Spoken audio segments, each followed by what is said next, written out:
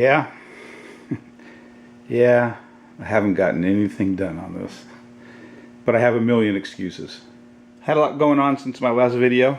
I had to move a bunch of stuff out of a big storage unit into a small storage unit, and that's kind of the leftovers, which means my car sits out.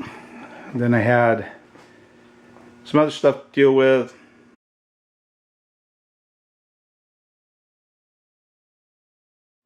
I did manage to get the parts sorted out, and I have some video of that, so we'll use that as a bit of an update.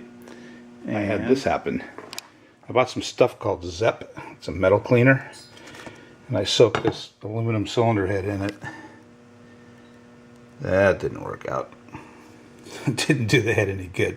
I could probably get that cleaned up at a place near me called Parts Reborn. They do a vapor honing service that does parts nicely, but I screwed up in the right direction.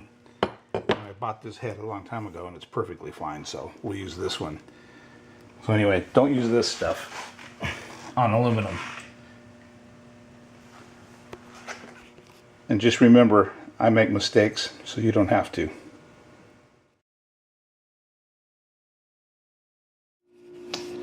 So, I just went through all this stuff and kind of got an idea what I need.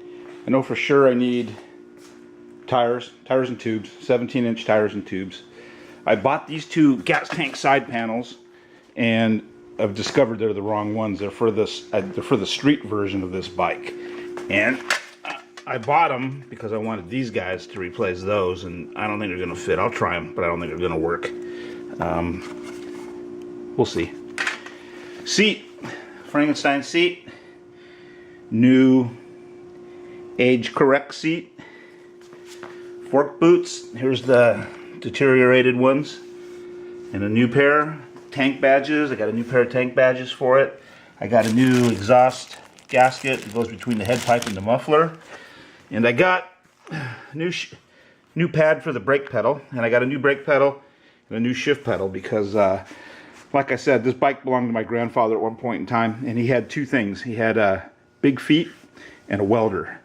So he welded on this extension here on the shifter, so it used to look like that, so that he could shift it better. And then he did the same thing with the brake pedal. The thing looks like it's out of a tractor.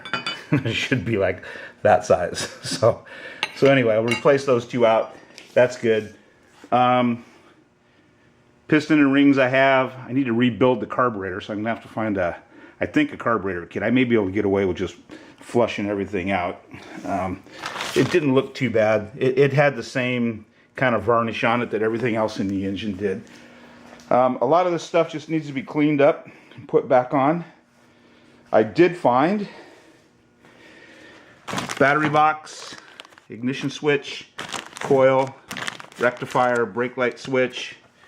I'm going to get all that stuff put back on, and I think it's easier to put the air cleaner on before I put the engine back in. So that'll be the next thing, is to get that stuff back on it, motor in, and then I'm going to put the forks on it after that. Those need to be cleaned up.